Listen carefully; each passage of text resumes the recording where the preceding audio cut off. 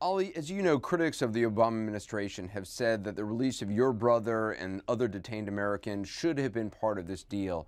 Were you disappointed that it wasn't part of a broader deal? I mean, clearly, every day that goes by that my brother's not released, I'm disappointed. We've always said that Jason shouldn't be linked to any other external activities that he didn't have control over, and they should look at the case. But I certainly would much prefer to be talking to him right now than even with you. You were in Vienna about 10 days ago during the talks. I know you spoke with State Department officials. Did you get any answers on that trip? And were you actually able to speak to any Iranian officials?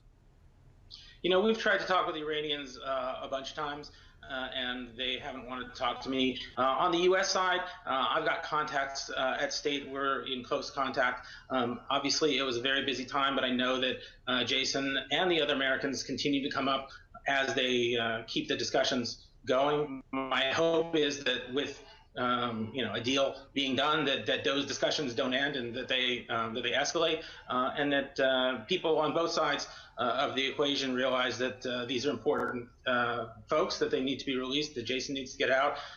He's innocent and has been now locked up for almost a year.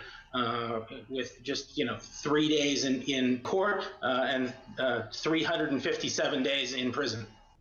And your brother had his third trial date yesterday in Tehran. The timing, I mean, it certainly seems coincidental. Do you know when a verdict could be reached?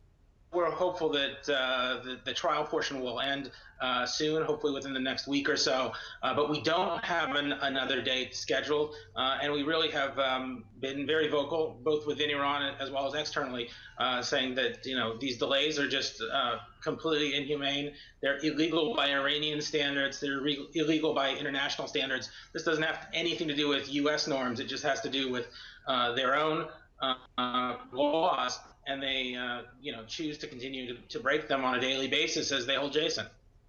And do you know how he's doing? I mean, what the conditions are that he's being held in? What we know is that he's being held essentially in isolation, so he doesn't get a lot of human interaction. He is able to see his wife occasionally, and when my mother is in the country, she's able to speak with him and has had some meetings with him.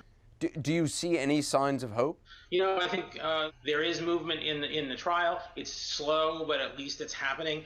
For 10 months, they did not allow Jason to have a lawyer. It was nearly 11 months before his trial started. So at least the fact that there is a little bit of movement there is hopeful.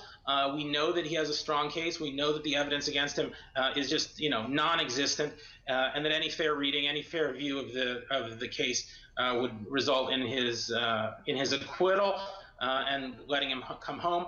And I think that with the additional focus on Iran and our relations there, I hope they take this seriously and they let Jason come home soon.